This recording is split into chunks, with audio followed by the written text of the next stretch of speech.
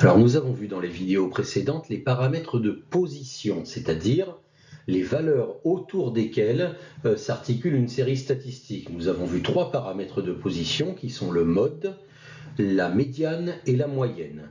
Maintenant nous allons changer de catégorie, nous passons aux paramètres de dispersion. Les paramètres de dispersion, ce sont les valeurs qui indiquent si la série statistique a des valeurs très homogènes et très regroupées autour de ces paramètres de position, ou si elle est très dispersée, comme son nom l'indique, très hétérogène. D'accord ? C'est en gros, voilà, donc les paramètres de dispersion, nous en verrons trois. Nous verrons l'étendue que nous allons voir dans cette vidéo, nous verrons les quantiles et nous verrons également l'écart type, qui sera le dernier que nous verrons. D'accord ? Donc nous allons commencer par l'étendue. Et nous avons ici donc les deux séries que nous avons étudiées. En haut, une série quantitative discrète sur le nombre de voitures et le nombre de foyers qui ont ce nombre de voitures. Et en bas, une série quantitative continue sur les dépenses des clients dans un magasin. Ce sont les deux mêmes séries que nous avons vues dans les vidéos précédentes. Alors qu'est-ce que c'est que l'étendue ? Ben voilà, la définition de l'étendue vient de s'afficher. L'étendue, c'est la différence entre la valeur la plus haute et la valeur la plus basse. Alors je vais vous demander, sur la base de cette définition, de calculer l'étendue de la série discrète sur le nombre de voitures. Combien vaut l'étendue ? Alors pour faire ce calcul, il y a une seule petite subtilité, il ne faut pas confondre valeur et effectif. J'ai bien dit que dans la définition que l'étendue, c'est la différence entre la valeur la plus haute et la valeur la plus basse. Or les valeurs, ce sont les valeurs qui sont en première ligne. Les valeurs, elles sont dans la première ligne du tableau. Et les effectifs, ils sont dans la deuxième ligne du tableau. Les valeurs, ce sont les réponses que l'on vous donne quand vous faites le sondage. Vous faites un sondage, vous demandez aux gens combien de voitures ils ont. Ils vous répondent 0 voiture, 1 voiture, 2 voitures, 3 voitures, mais ils ne vous répondent pas 215, ils ne vous répondent pas 203. Ça, ce sont les effectifs, c'est le nombre de gens qui vous ont donné chaque réponse, d'accord ? Donc bien ne pas confondre les valeurs et les effectifs. Si vous vous embrouillez entre les valeurs et les effectifs, alors vous imaginez que vous posez la question à une personne que vous interrogez et vous voyez ce qu'elle vous répond. Ce qu'elle vous répond, ce sont les valeurs. D'accord ? Donc la valeur la plus haute ici, puisque les valeurs sont ici, je ne regarde que ces nombres-là. La valeur la plus haute, c'est 3. Et la valeur la plus basse, c'est 0. Donc l'étendue, c'est la différence entre les deux, c'est donc 3 moins 0. 3 moins 0, ça fait 3, donc l'étendue vaut 3. 3 quoi ? Comment est-ce qu'on interprète l'étendue ?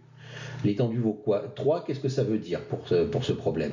Ça veut dire qu'il y a 3 voitures d'écart entre le plus grand nombre de voitures dans le quartier et le plus petit nombre de voitures. L'étendue, c'est l'écart entre la plus grande valeur et la plus petite valeur. Donc quand vous réinterprétez l'étendue pour la faire coller avec l'histoire que vous êtes en train d'étudier, avec le cas que vous êtes en train d'étudier, quand vous la réinterprétez, pensez bien que c'est un écart et réinterprétez-la en tant qu'écart. D'accord ? Voilà pour les séries discrètes. Maintenant, pour la série continue. Vous avez la dépense des clients dans un magasin. Imaginez donc la question que vous posez pour savoir ce que sont les valeurs. Les valeurs ne sont pas des intervalles. Les valeurs, ce sont des nombres. Vous allez poser des questions aux clients, vous allez demander à chaque client combien est-ce que vous avez dépensé dans le magasin.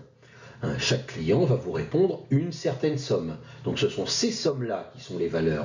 Et donc l'étendue, c'est la différence entre la somme la plus haute et la somme la plus basse. Donc bien évidemment, là, on ne va pouvoir qu'estimer l'étendue. On ne va pas pouvoir la calculer exactement, puisque, par exemple, ces 149 clients là, qui ont dépensé entre 500 € et 1000 €, je ne sais pas combien ils ont dépensé.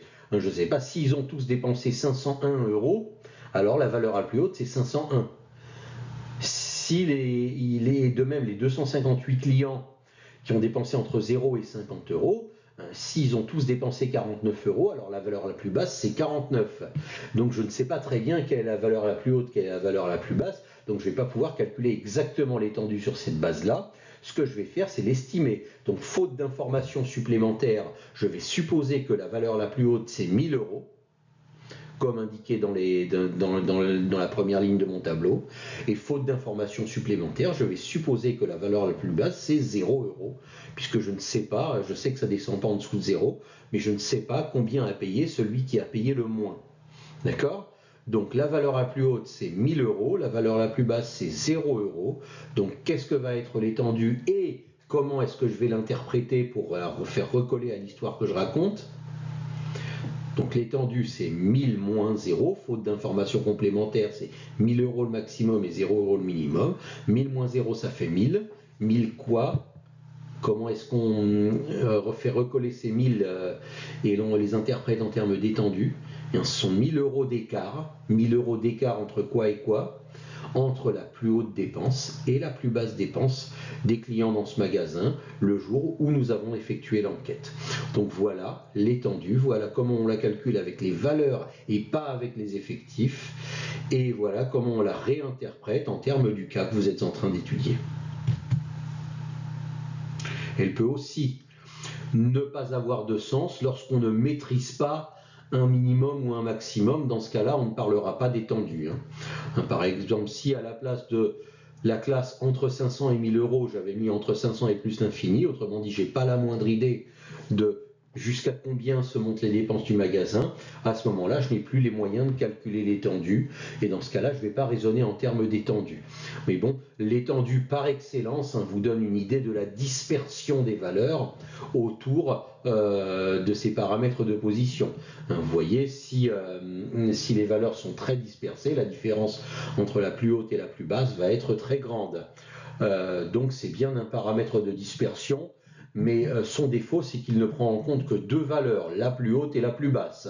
On peut concevoir que ce soit des valeurs très très exceptionnelles et que toutes les autres valeurs soient très très concentrées. Donc comme elle ne prend en compte que deux valeurs, elle ne va pas pouvoir nous dire grand-chose. C'est pourquoi nous avons besoin d'autres paramètres de dispersion qui prennent en compte plus de valeurs et qui vont nous donner plus d'informations, que nous verrons dans les vidéos suivantes.